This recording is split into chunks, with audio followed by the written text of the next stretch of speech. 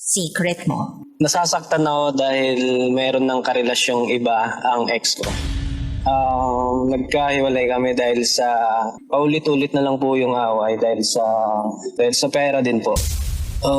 Yung pera ko po kasi parang na-mishandle niya po. Parang ininvest po sa ibang bagay na hindi ko po alam. Madalas ko na po siyang napapaiyak. Ako na yung nakipaghiwalay. Nakakonsensya na lang ako na parang gusto kong makipag-usap sa kanya, sabihin na sorry sa mga nagawa ko. Pero hindi yung mahal, hindi ko na po maramdaman yan.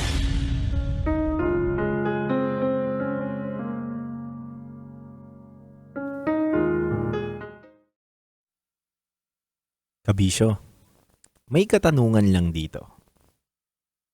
Bakit daw ang kasayahan lagi may kapalit na kalungkutan? Hindi daw ba pwedeng masaya na lang lagi? Yung tipong wala ka nang iniisip na problema. Hindi ka na magkakamali. Hindi ka na iiwanan. Hindi ka na nasasaktan. Pero, wala palang ganon, kabisyo. Hindi pala pwedeng masaya na lang palagi. Dahil sa mundong to, walang ganon.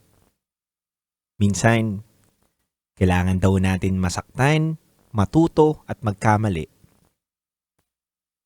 upang mamulat tayo sa katotohanan na araw-araw ay nasa learning process tayo ng buhay natin.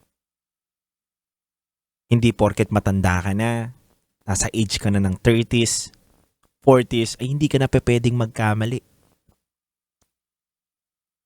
Ang pagkakamali po ay walang pinipili o walang sinisino. Kahit ano pa edad mo, kahit ano pa gender mo, o kahit sino ka man, lahat tayo maaaring magkamali. At sa pagkakamali na yun, ay maaari rin tayong matuto. Ibig sabihin, kung araw-araw man tayong pwedeng magkamali, araw-araw din tayo pwedeng matuto at ituwid ang mga pagkakamaling nagagawa natin o nagagawa ng iba sa atin. Mga kabisyo, oras natin ngayon sa buong kapuluan is already 9 o'clock p.m. at kayo nakatutok sa 90.7 Love Radio. Kasama nyo pa rin ang titindig sa mga pinaglalaban ninyo, DJ Titangelo. At ito na po ang patikim ng ating Rocky's Secret Files with Titangelo.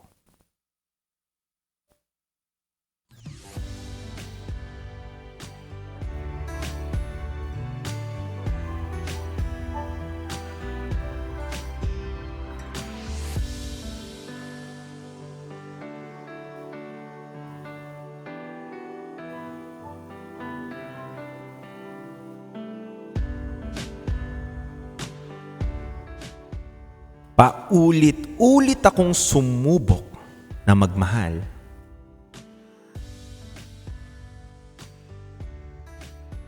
dahil deserve ko ang tapat at tunay.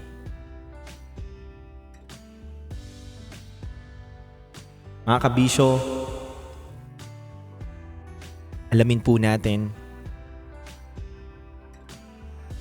ang kwento ng Rocky's Secret Files with Titangelo. Sa aking pagbabalik, dito lang yan sa 90.7 Love Radio.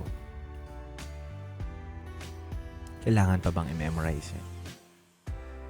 Face it.